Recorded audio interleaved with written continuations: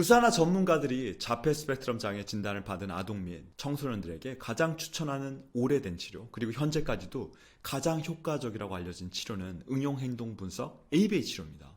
그러나 ABA 치료는요, 자폐 치료가 전무한 1961년에 처음 이론이 확립되어 소개되었고 80년대, 90년대 미국 정부의 대대적인 지원을 받아 대학교와 연구소에서 많은 논문들이 발표됐습니다. 그런데 60년대, 80년대, 90년대는요, 지금 알려진 뇌과학이 정말 거짓말을 하던 시절이었습니다. 단순히 논문이 많다라고 좋은 치료일까요? 그리고 정말 아이러니하게도요, 실제 오랜 기간 동안 ABA 치료를 받고 자라난 미국의 자폐 스펙트럼 아이들이 성인이 된 후에요, 효과는커녕 ABA 치료가요, 가장 비윤리적이고 이 세상에서 없어져야 한다고까지 말하며 증오하고 결사반대를 합니다. 과연 왜 그럴까요?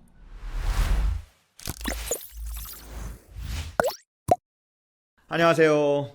뇌근영소 장호입니다. 저는 응용행동 분석, ABA에 대해서는 전문가는 아닙니다. 그러나 뇌 전문가로서 응용행동 분석이 무엇이며 어떠한 이유로 효과적이라고 하는지 잘 알고 있습니다. 이 동영상을 보시는 분들 중 ABA 치료사나 그리고 ABA 치료를 받고 계신 분들도 있을 것이고, 그리고 ABA 치료를 받고 긍정적 혹은 부정적 경험을 하신 분들도 있으실 겁니다.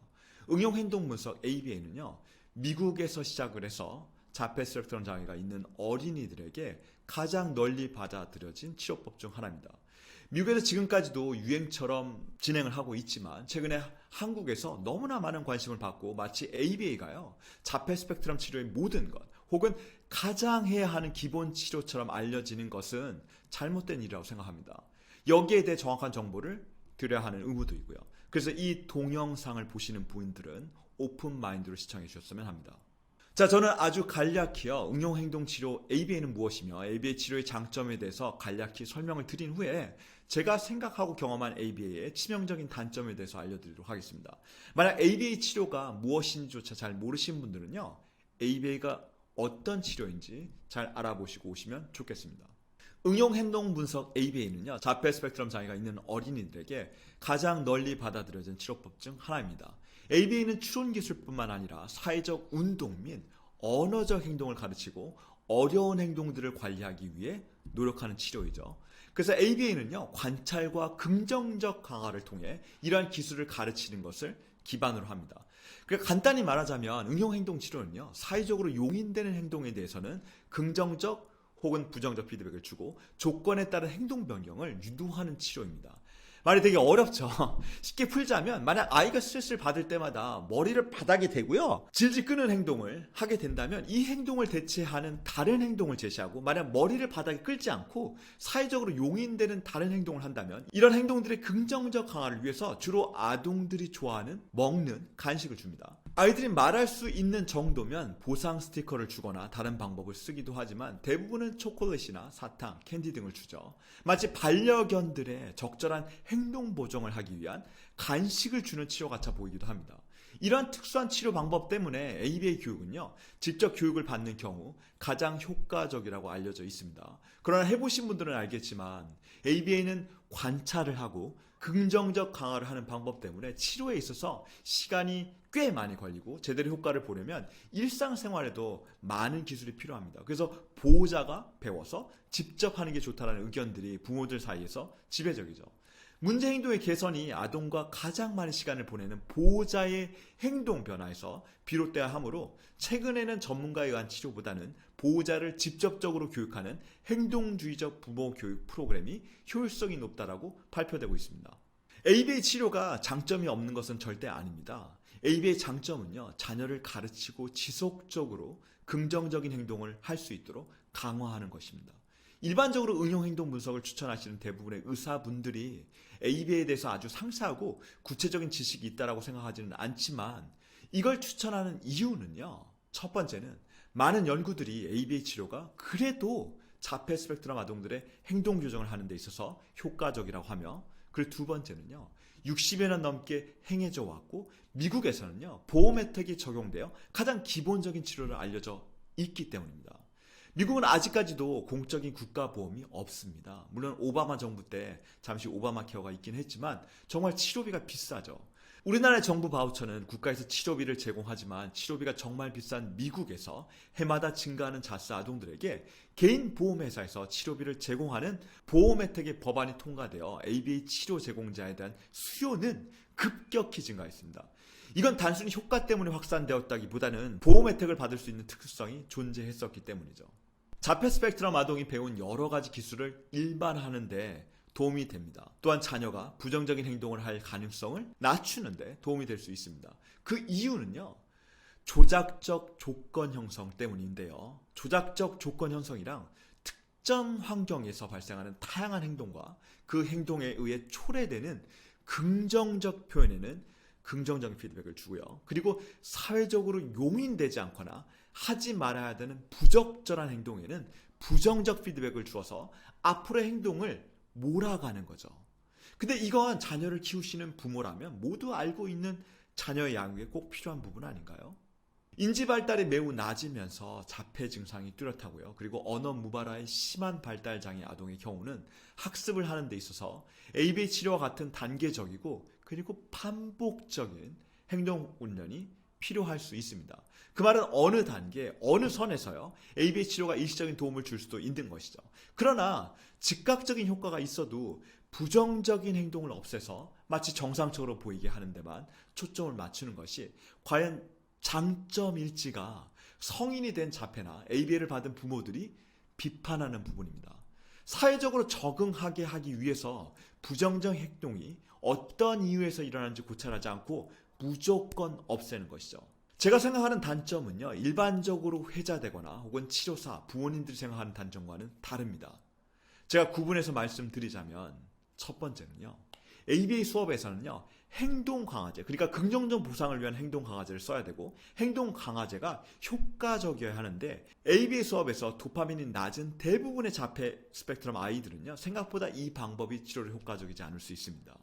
ABA 수업은 아예 지나친 감각 작추구나 인지나 언어 발달 지연, 행동 문제 등 아이가 갖고 있는 다양한 증세들이 사회적 환경 속에서 문제를 일으키지 않고 용인될 수 있도록 이 문제에 대한 부분들을 파악하고 분석해서 보완하고 대체하는 훈련을 해주는 것입니다. 그러나 수업 현장에서요, 특정 문제 행동을 보완하거나 대비시키는 수업에서 짧게 여러 개의 과제들이 제시되고 그리고 그러한 과제에 긍정적으로 교사가 의도하는 결과를 성취하게 만드는 것은 아주 중요한 일인 것이죠. 그런데 교사가 의도하는 바 그리고 사회와 사회 성인들이 원하는 바는 대부분의 자폐 스펙트럼 아이들이 원하는 바는 절대 아닙니다. 이런 긍정적인 행동을 강화하기 위해서 ABA에서는요, 강화제가 아주 중요합니다. 강화제가 잘 통하면 수업의 효과가 확실히 배가 되고요. 교사는 치료 효과에 감동을 받게 되죠. 그런데 한번 생각해 볼까요? 자폐 스펙트럼 아동들은 대뇌뿐만 아니라 소뇌와 중뇌의 문제 때문에 대부분 도파민 수치가 낮습니다. 소뇌의 문제는 전정신경계에 대한 극도의 민감도나 혹은 극도의 전정감각추를 합니다. 그리고 중뇌의 문제는요, 중뇌를 경유하는 시각이라든가 청각에 대한 극도의 민감도나 혹은 극도의 감각 추구를 하게 되죠. 그리고 이게 상동행동으로 나타납니다. 상동행동은 교사나 보호자나 사회에서 용인되는 행동은 아닙니다. 그러나 아이들이 하는 상동행동은요, 사회에서 용인되는지의 관점이 아니라 감각 추구와 상동행동이 압도적인 감각 홍수로부터 한시적인 도피처로부터 주의를 환산시켜 진정 효과를 주는 안정적 느낌을 주는 수단이라는 것을 이해해야 됩니다. 감각 추구와 상동 행동은요, 둘 다 모두 신경계에 부족한 감각을 보충해 주려고 하는 노력이며 둘 다 모두 신경계에 어느 정도의 안정감을 보장해주는 보상으로 작용한다는 공통점이 있습니다. 연구 결과에 따르면 상동작용이 특정 감각이 신경계를 자극하고 베타 엔돌핀이라고 불리는 특정 화학 물질을 방출시켜서 뇌에서 즐거움이나 편안함으로 느끼게 하는 것이죠. 그리고 중추신경계의 베타 엔돌핀은요, 쾌락 감각을 증가시키는 것으로 알려진 도파민을 생성하게 도와줍니다. 도파민은요, 아이가 아주 흥미있어 하는 것 외에도 집중을 하게 만들고 동기부여를 해주고 심지어는 인간을 중독되게 만드는 신경전달 물질인데 도파민의 역치가 낮아서 상동행동을 하고 상동행동으로 인해서 안정감을 가지게 되는 아이들에게 이러한 행동이 사회에서 용인되지 않는다고 해서 마치 동물을 훈련하듯이 먹는 것으로 유인해 행동 조절을 시키는 것이죠.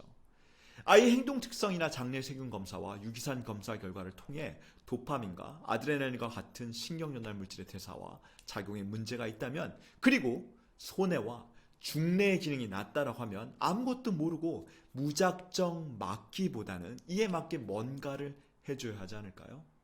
그리고 이런 근본적인 문제에 대한 고찰 없이 무조건 반복적으로 ABA를 하면 그냥 모든 것이 잘 해결될 것 같은 기대감을 가지는 것도요. 그리고 두 번째는 ABA 치료의 가장 치명적인 단점 중 하나로, 일종의 행동을 수정하고 훈련하는 프로그램으로서 목표 행동을 단계로 나누고 한 단계씩 반복적으로 계속 수행하도록 시키다 보니까 원하는 결과 행동이 나올 때까지 이를 절대 멈추지 않아서 하나의 인격체로서 아이의 기분이나 감정이 전혀 고려되지 않습니다. 심지어 ABA 치료를 적용 연구하면서 어린아이들에게 하루 8시간씩 주 40시간 이상 교육을 했다는 것은 거의 학대에 가까운 수준일 수밖에 없습니다. ABA 치료 프로그램을 자폐증에 적용하는 것을 실험한 이바 로바스 교수의 논문 연구 결과도 자세히 살펴보면 참가자 중 거의 90% 가까이가 좋아졌고 반수 가까이는 정상이 되었다고 보고했는데, 이는 과장된 결과이고 20% 정도가 어느 정도 정상 교육이 가능하게 되었을 뿐입니다. 이러한 사실 때문에 여러분이 조금만 유튜브를 검색해 보셔도 80년대, 90년대 혹은 최근까지도 ABA 치료를 받고 성장한 자스 아동들이 이제는 중장년이 되어 ABA는 가장 비윤리적이고 가학적인 학대 수준의 가장 고통받은 치료로 이제는 더 이상 하지 말아야 한다라고 주장합니다. 서커스에 동물을 훈련시키는 것처럼 본인의 감정이나 본인이 하고 싶은 행동을 사회적 규범 안에서 어른이 만들어 놓은 틀 때문에 그들이 가지고 있는 뇌 기능 이상으로 인해 나타나는 행동을 무조건 하지 말라라고 하고, 성인이 혹은 보호자가 원하는 행동을 할 때까지 무차별적으로 반복했어야 했던 환경들을 한번 상상해 보시면 충분히 이해가 가죠. 자폐 스펙트럼, 특히 언어 기능이 발달하지 못해 언어 의사소통이 불가한 자폐 스펙트럼 아동의 경우 지적인 능력이나 사고가 일반 정상 아동들과는 비정상적일 거란 전제에서 시작을 하는데, 이는 절대로 사실이 아닙니다. 언어로 의사소통이 불가능한 자폐 아동들이 키보드나 혹은 그림 혹은 이를 포함하고 있는 앱과 같이 비언어적인 수단으로 본인의 의사소통을 하고 단지 본인의 의사와 의지를 언어로 표현하지 못할 뿐, 이들은요 예전에 알려졌던 것처럼 ABA 치료가 태동하던 60년대 생각하던 것처럼 인지 능력이 없는 동물 수준의 바보들이 절대로 아니기 때문입니다. 세 번째는요, 문제 행동이 발생하는 원인 고찰이 없는 것입니다. 간단히는 제가 상동행동에 대해서도 언급했듯이 ABA가 기초로 하던 60년대, 심지어는 2000년대 초반까지만 해도 뇌과학이 최근처럼 발달하지 못했던 시기입니다. 그 시기에 만들어진 이론을 토대로 지금까지도 큰 변경사항이 없습니다. 문제행동과 그런 행동들이 어떻게 일어나는지 원인에 대한 고찰과 분석이 전혀 없었던 거죠. 섭식장애가 있거나 편식이 심한 아이들에게 대부분의 원인이라고 생각되는 감각 민감도를 해결하거나 감각 추구의 원인이 되고 도파민을 만드는 손해, 중뇌의 기능을 전혀 거들떠보지도 우선시하지도 않았습니다. 그렇다고 현재가 다른 것도 아니고요. 손해의 기능이 조금만 잘못되어도 눈이 일정 방향으로 자발적으로 움직이는 안구진탕이라는 눈의 비정상적인 움직임이 보일 수 있습니다. 안구 근육의 톤을 조정하는 손의 기능이 잘못되면 근육의 톤이 한쪽으로만 계속 강화돼서 안구진탕을 가질 수 있는 것이죠. 즉 전정기관이나요 손의 기능이 한쪽으로 우세하면 이런 감각의 불일치나 감각 혼란을 가지게 되는데도, 그냥 감각을 계속 주면 그리고 감각을 계속하면 이 모든 게 가만히 해결될 거라고 생각합니다. 저는 이 모든 게요 매스킹이라고 생각합니다. ABA 치료를 받고 자라는 한 성인이 이렇게 말하다군요. Masking is not progress. 즉 마스킹은요 좋아지는 게 아니다. 증상 치료는 근본 치료가 아니다라는 것이죠. 그리고 ABA를 하는 자폐 스펙트럼 아동들은 우리들에게 당연시되는 No! 안 돼! 하기 싫어! 라고 하는 권리 자체가 용인되지 않았습니다. 최근에 미투 사태에서도 보듯이 본인의 권리를 관찰하기 위해서 반드시 안 돼라고 말해야 라고 사회는 요구하지만 아직도 저희는요 이런 발달 장애인들에게 여전히 침묵과 사회적 용인을 강요하는 사회에서 살고 있습니다. 그리고 전문가들을 하는 사람들도 여전히 이 치료를 권장하고 있는 것이죠. 그리고요 제발 ABA 치료의 강화제로 M&A나 초콜릿, 캔디를 주지 마세요. 치료한다고 아이들의 뇌를 부정적으로 더 흥분시키는 일입니다.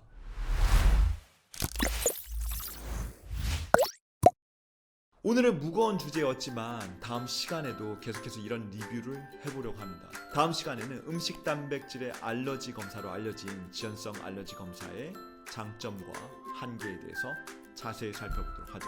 감사합니다.